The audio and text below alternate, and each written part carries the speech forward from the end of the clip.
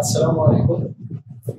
আমরা গত ক্লাসে দুইটা বিন্দু অন্তর্বিভক্ত হওয়ার ক্ষেত্রে সূত্রটা দেখেছি।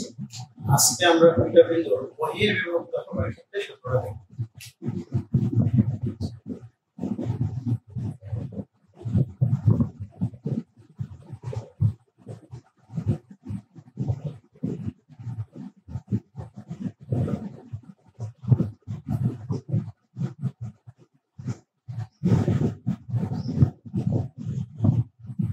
আমরা এখানে প্রথমে একটা চিত্রে ছিলাম দেখছি।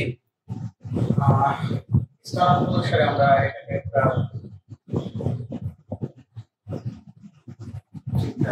এক্স ও ওয়াই আমরা ধরে নিচ্ছি যে এখানে একটা বিন্দু এ, এটা ছিল x1, y1,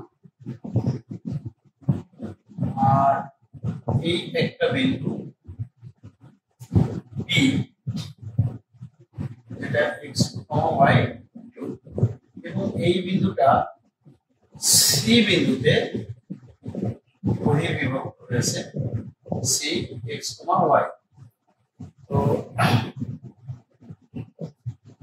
আমরা বহির্বিভক্তের অংশটুকু একটু খন্ড খন্ড ভাবে চিত্রায়িত করার চেষ্টা করেছি, যাতে বোঝা যায় যে AB সরলরেখাটা C বিন্দুতে বহির্বিভক্ত হয়েছে। এখানেও m/n অনুপাতে আমরা এখানে লিখব ধরি AB রেখাটি C বিন্দুতে m/n অনুপাতে বহির্বিভক্ত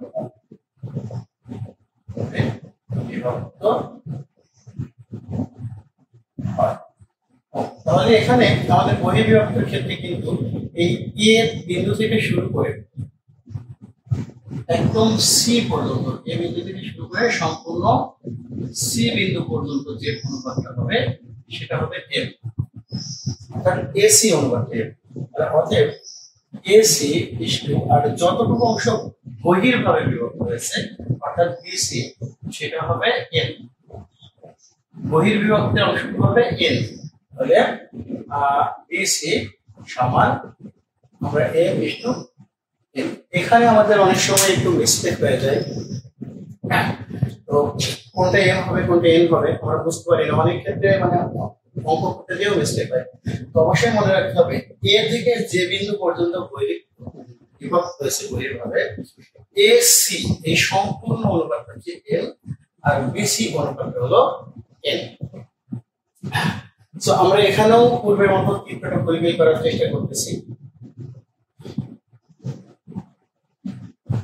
am y1,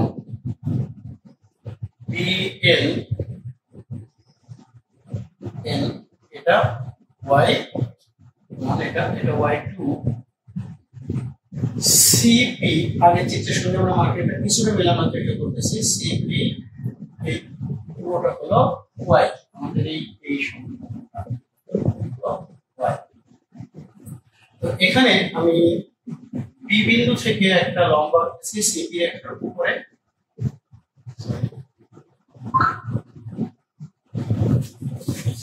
একটা লম্বা আঁকলাম, এটা আমি দিয়ে দিলাম। আর এর আগে আমরা এ বিন্দু থেকে এতটুকু উপর লম্ব আঁকছিলাম, এখন সম্পূর্ণটার উপর লম্ব এই বিন্দু থেকে সিডি এর উপর, মানে এই সম্পূর্ণ এটাকে আমি দিলাম।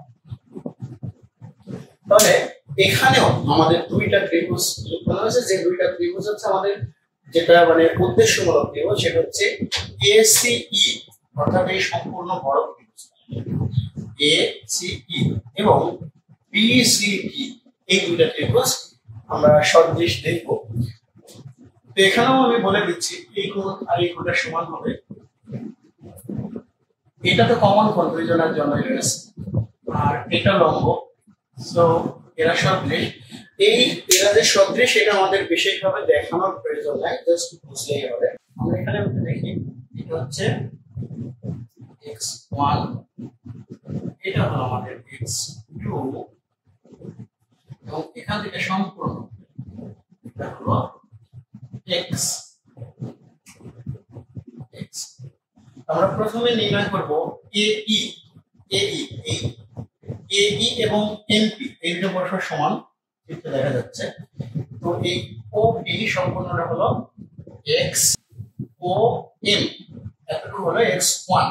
সো আমাদের MP এর মান হবে x - x1। এটা আমরা একটু এখানে চিহ্নিত করে রাখি যে x - x1 এবং এটা এই জায়গা থেকে শুরু এখান থেকে শুরু হয়ে শেষ পর্যন্ত আমার বিষয়টা মনে রাখবেন। আর এটার ক্ষেত্রে আমরা লিখি BD এবং NP এই দুটো সমান, সম্পূর্ণটা OP এটা হলো x আর ON এটা হলো x2। তাহলে আমাদের এই NP আর BD এটা সমান, এটা হওয়ার কথা x - x2, আমরা এখানে লিখে দিচ্ছি x - x2। তো আমরা এখান থেকেও একটু বিবেচনা করি, আমাদের এখান থেকে সিডিটা হলো কি হবে, আমরা দেখছি সিপি এই সম্পূর্ণটা হলো y, সিপি এই সম্পূর্ণটা হলো y। তার মধ্যে এই ডিপি এবং বিএন এই দুটো পরস্পর সমান, এটা হচ্ছে y2। তাহলে আমাদের এটা হওয়ার কথা হচ্ছে y - y2। তো আমরা এখানে একটু আলাদা কালিতে মার্কিং করি। এই অংশটুকু আমরা দেখতে চাই, এই অংশ, কারণ এটা একটু চিত্রটা এলোমেলো হয়ে গেছে, যার কারণে একটু আলাদা কালিতে মার্কিং করে বাইরে দিয়ে দেখতেছি। তো আমরা এই সিই এটার ক্ষেত্রে দেখতে চাই। তো সিই হলো, দেখেন এই সিপি সম্পূর্ণ মান y, এটা আমরা আগে লিখেছি, আর এএম সম্পূর্ণ এইটুকুর মান হচ্ছে y1। তাহলে এই পি এর মানও y1 হবে।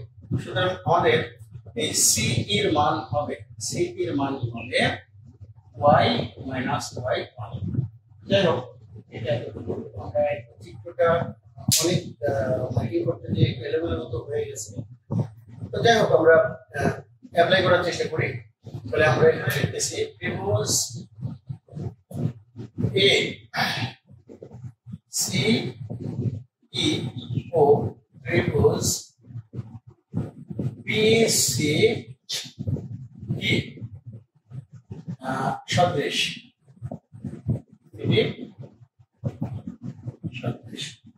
সো এখানে আমরা সূত্রটা অ্যাপ্লাই করতেছি এসি বাই বিসি ইকুয়াল এই বাই বিডি ইকুয়াল সিই বাই সিডি।